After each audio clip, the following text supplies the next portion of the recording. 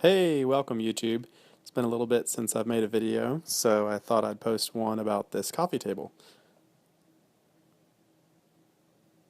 It's for Katie.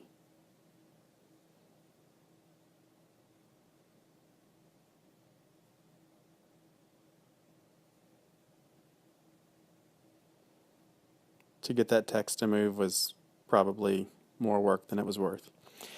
But anyway, it is the story of patience, or a lack of patience, and definitely a lack of minimum tools, or I guess a lack of tools, a minimum tool set. My wife and I were in the process of moving, so we just had a lot of stuff going on with life. We had a vacation and we were trying to sell a house and move into a new area, and we'd started new jobs and we were commuting. So this table, I somewhat reluctantly accepted to make it for a friend, and mainly I just wanted to do the metal work on it because I thought that part would be really cool, but she wanted me to do the whole table, and so I did. And as you can see, there's pallet wood, so a lot of the table was used or was made of pallet wood. Some of the pallet wood wasn't long enough or in good enough condition. It was taking a long time to rip it down, so I ended up just making the top pieces out of pallet wood. And here I've got some pressure treated lumber that ended up being like $2 a piece, and I was able to use like 3 pieces, so it was still really cheap. So it was a mixture of pallet wood and some lumber that I bought that was intended to be outdoors and for fencing, but I made it work rather cheaply. It was just not worth the effort to try to salvage some of the pallet wood. And I guess I realized pallet wood's really hard to work with, so I respect the people who make good stuff out of pallet wood. I got my new GoPro, so I was trying out some different shots here, some little POV shots of different things. But yeah, breaking down the pallet wood is exhausting, and then a lot of the wood gets broken, and by the time you mill it up and cut different pieces off, it uh, ends up being a lot. So here's where I realized that the pallet wood that I was going to use for the top, which was going to be the coolest and the oldest wood that I had, so I thought it would work well for the top. But I realized there was no real way to do joinery since it was such thin stock. So I broke out some sheet metal and I made a little cardboard template here that was going to help support the top piece, and you'll see later on how it gets supported, but I'm cutting it here with an angle grinder. It's just some thin sheet metal that was kind of used to hold everything together under the tabletop. She is going to put a piece of glass on it, and I knew that all along, so I knew that the weight bearing would mostly be on the glass, and most of the objects that were going to be sitting on it, were going to be distributed across the top through the glass. So this metal, I kind of grinded the edges and beveled them a little bit to make it safe, and then ended up drilling some holes, and it's used as a almost like a fabricated top to hold the top together. It was actually, I think it was about 3/8 of an inch thick was the stock. By the time I got all the grime off of it for the pallet wood, it took the stock down significantly. And I wanted to leave it just rustic and old looking, but the client wanted a certain color. She wanted to try to match some stuff in her living room as close as possible. And I tried to do that through pictures. I'm not sure how well it matched. Never got to see it in person in her apartment. But I obviously can't stain on old dirty wood. I would have loved to just keep that old pallet wood old and grimy and just throw some finish on it just to help protect it and use it as is. But since we had to put stain on it, I had to take it down to bare wood pretty significantly. So here I'm just filing the edges of that piece, and finally, right as I'm starting to talk about it, I got a cut. So now this is actually mid-process of starting to stain everything. I kind of used general finishes, wood dye, and wood stain because the stuff in her apartment was a light brown color. It was actually a light gray color is what the picture looks like, but it had light brown undertones. So I was trying to match that. I don't think in the end, when I finally put my top coat on, it made everything brown a whole lot more than I was expecting. I would have liked for it to turn out a lot grayer than it did. But again, I was so pressed for time, I couldn't really go back to try to fix it. And I didn't have a whole lot of time to test what all my finishes were going to be. I used the General Finishes Enduro. I think it was called Flat, but it's got barely any sheen to it, and that's kind of the way I like for my furniture. I don't like for stuff to be really shiny and have a big sheen to it. But here I am after I put the wood stain on, the brown understain. I'm kind of sanding it to try to give certain aspects of weathering. I'm trying to have some of the whiter lumber show through at the bottom in hopes that once I put the gray stain on top of this die that you'll still be able to see some of that weathering below. And like I said, the intention was to make it look really old. I'm not sure where she saw the piece of furniture that she wanted me to kind of replicate, but it definitely had a really rustic old vibe going on. And that's actually the wood stain that I mixed to give me gray. I mixed their black and their whitewash stain together to come up with the gray that was going to go over this undertone of brown. Here's where I'm deciding I should have edited a little faster because this is getting boring. But if you've never seen someone mix two colors of stain together, this video is for you. So yeah, I mean, I without actually seeing the piece in person and kind of going from a cell phone picture, and I think she sent me the original picture of her house furniture online.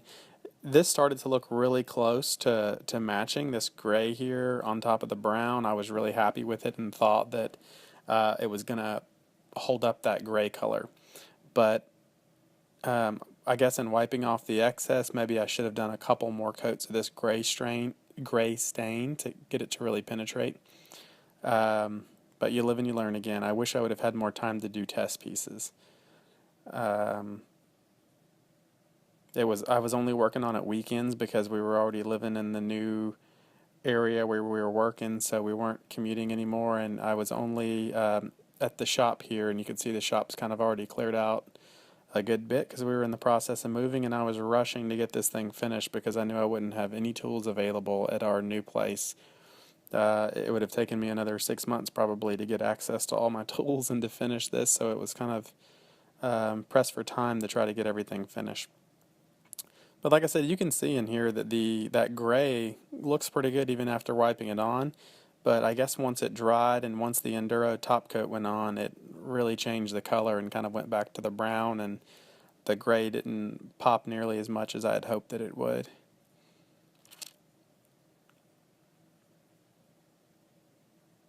So I did kind of the same thing that I did with the brown, where I was kind of lightly sanding the gray to try to show some of the undertones of brown and try to make it look rustic. It was my first attempt at really weathering wood to look old, and especially all that new lumber that was pressure treated, weathering it to try to get it to look like it was old rustic stuff. Definitely took some time.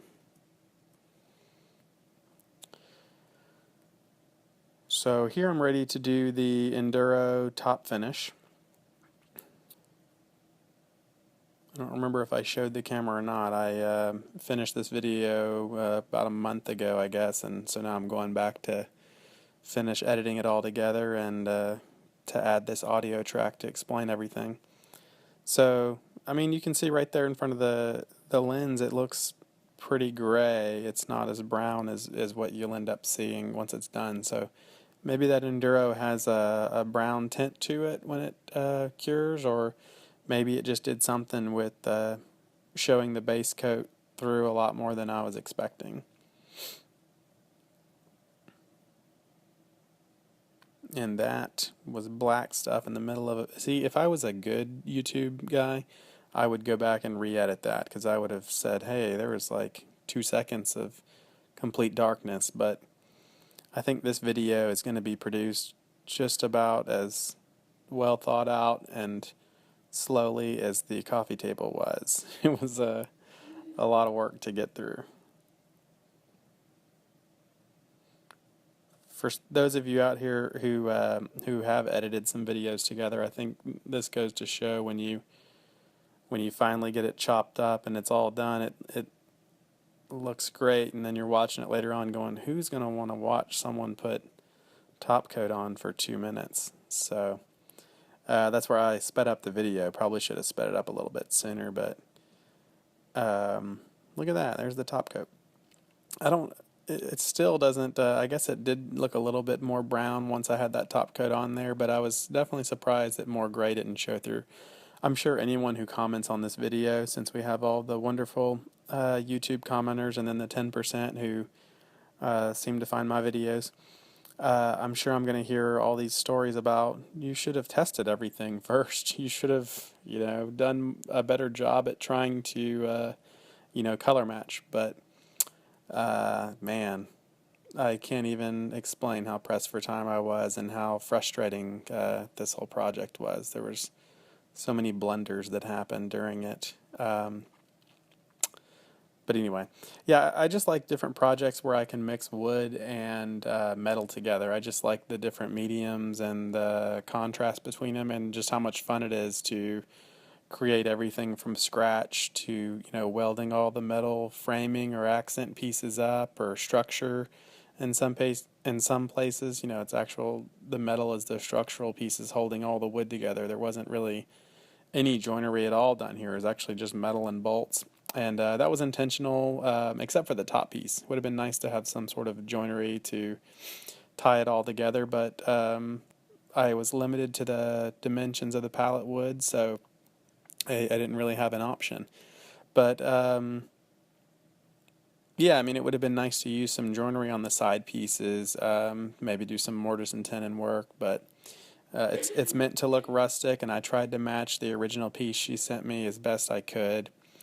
Here I'm using this stuff, I think it's called Weld Bond. I've never used it before. Hey, look, I'm showing you. And I've never used it before, but I just looked in some different forums for, how you could glue when something is already finished, because I knew I wanted to get at least the stain on ahead of time and wipe the finish on later. But I was worried about just regular wood glue adhering through the stain. I'm probably just being overly cautious and silly. Maybe it would just hold on fine.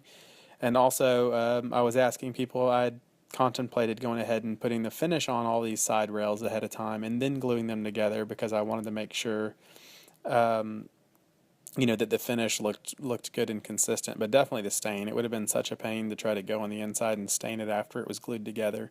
So that's why I tried this wood glue for the first time. And here I'm just throwing some, I think it was 1.5 or 2-inch brad nails in to mainly act as clamps, just to, while the glue is curing. My clamps were already in storage and didn't have any, so I figured, it's supposed to look old and rustic, so brad nails will be fine. And that's one of the other things with trying to weather this wood and make it look old. I don't think I had any video of me doing it, but I used my Dremel and scratched up a lot of scratch marks, a lot of dents that I put in it. I just cut out random pieces of wood in the middle just to make it look old and used, because again, 90% of the table is just rough cut, lumber that was intended to be a fence. So I had to it looked really good after I sanded it. I had to make it look rough and try to make it look old. So I just drug my Dremel with a cut-off wheel all over the thing, and I cut some metal on top of it to, give it some burned metal cut marks so that it would look older. And then I used my drill and randomly drilled holes throughout the wood so that it would look like, this came off of a pallet and there were holes from where, maybe screws were screwed in previously where the pallet was put together.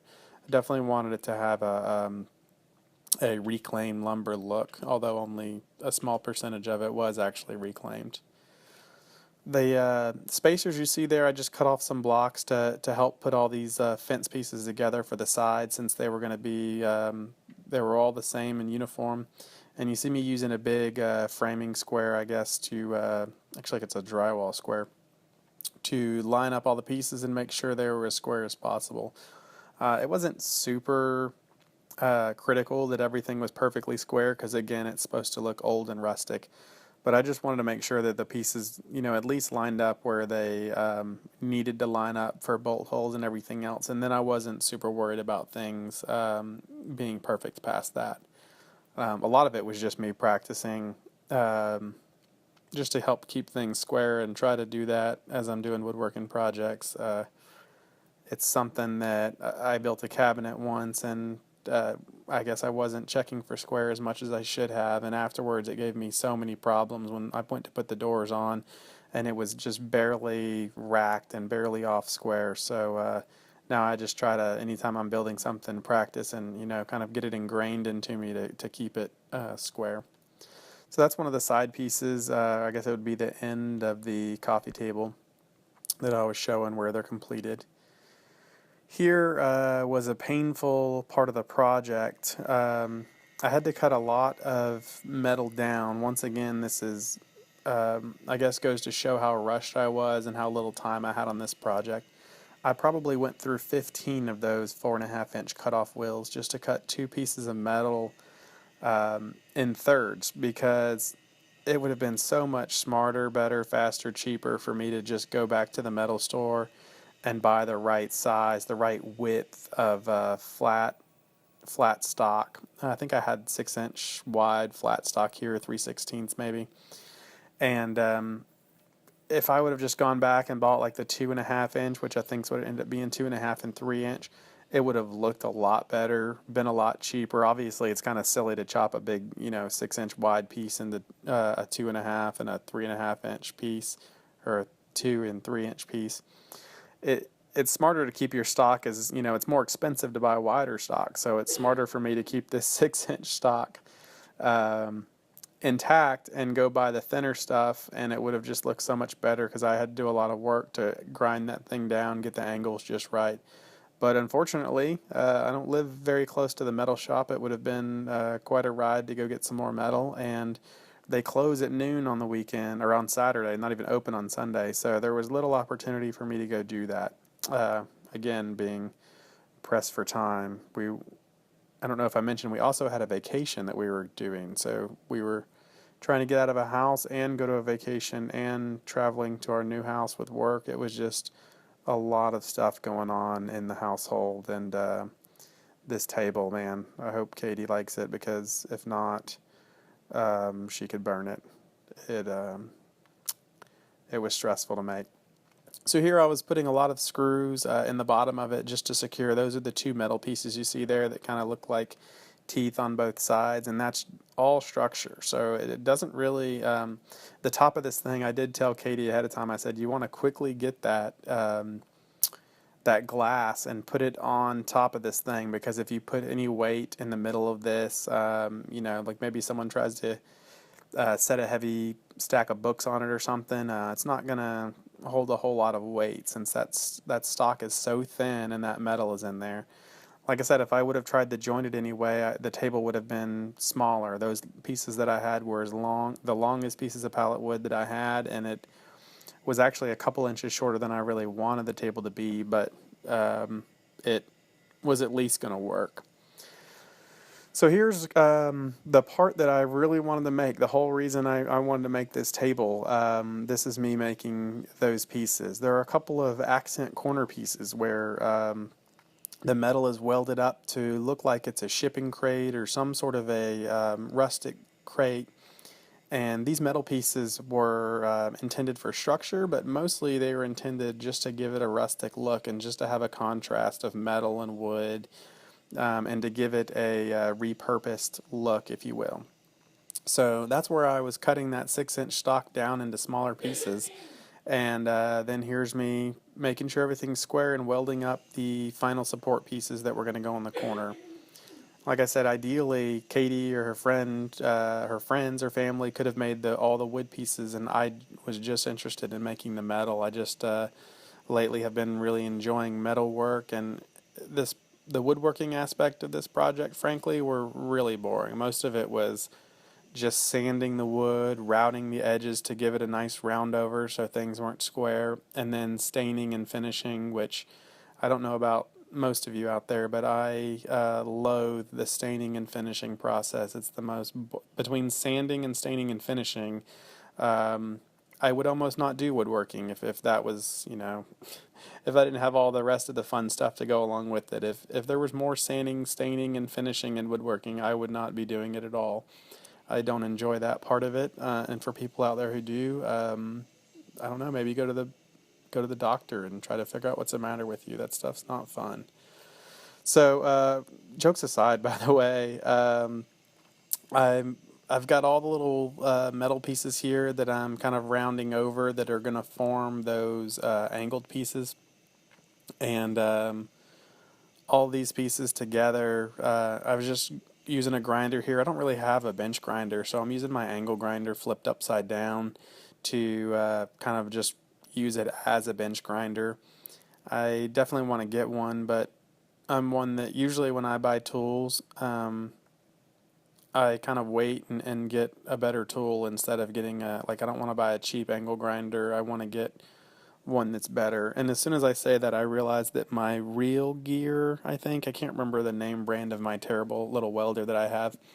That's one exception to my rule. I didn't wait to buy a Miller or a Lincoln. I really wanted to weld, and I got that on a deal. So that's probably the cheapest tool I own. But a lot of my other stuff, I try to buy nicer tools, and so that bench grinder, I don't want to get like $100 one. I want to get like a $300 one or a $350 one, of the ones I've kind of been looking at that, I want it to be a lifetime tool for me, and I want something variable speed that it'll be really versatile. So that's why I'm using the angle grinder to do all my work. And please, I want any welder, if there happens to be a welder who's watching this, please comment on how terrible my welding is and tell me that I need to do better at it. I just really need more people to tell me that my welding is terrible. Not really. I already know my welding's terrible, so please don't comment. You'd be wasting your time. I'm just learning and trying to make do and trying to learn techniques and get it dialed in. But I'm just not great at it, so you'll see later on when I show some kind of close-ups, the welds look terrible. There's my brother Skip, by the way. Skip, he was drilling holes for all this stock that I had. Some of it I think was 3/8 of an inch and then 3/16 inch stock, that making these angled pieces, and he was using the hand drill, and he was using the little drill press there that he brought, because my drill press was already packed up in storage. But anytime there's a project, Skip seems to jump in. He's always there. He's always awesome and willing to help. And in this case, I didn't ask him to help at all. I was kind of doing everything on my own. It was really busy, but it came down to the wire, and I was like, oh man, I really need Skip to come help out. And lo and behold, as he always does, he stopped by and really helped knock it out. So those are the best welds you're going to see right there, by the way. I graduated from 3 welding schools, and I'm also really sarcastic. So that's a before and after of when I'm grinding some of these terrible pieces. And again, it's supposed to look rustic and old, but there I'm just kind of hitting it with the 36 grit sander on the grinding wheel, and just trying to make it look somewhat decent. So the video is wrapping up here. These are obviously all of the completed pictures of the table done, and you can see out there in the sun how brown it ended up being. I definitely love all the stains and the way things showed through on the top there, and you could tell it was definitely an old piece of wood that the whole top was made out of the pallet wood, and I really think that that's the part most people are going to see. And as you can see, those metal angled pieces, that's kind of what drew me to this project in the beginning. I just thought that part would be really cool to make. And once again, thanks to my brother Skip. Man, he's a rock star. He's always there for me, and he's awesome. So, all right, thanks a lot for watching.